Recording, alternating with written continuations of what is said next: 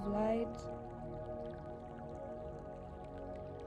And while I'm looking in the eyes of this bird, I can feel the love, the innocent love, the love that this bird is actually spreading or sharing is incredible. It's so small. It's so small, but the amount of energy and love that this bird has is incredible. And joy,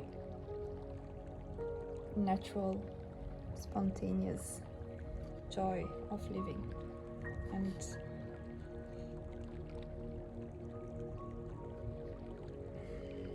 this morning my mom came and she asked to paint the Colibri.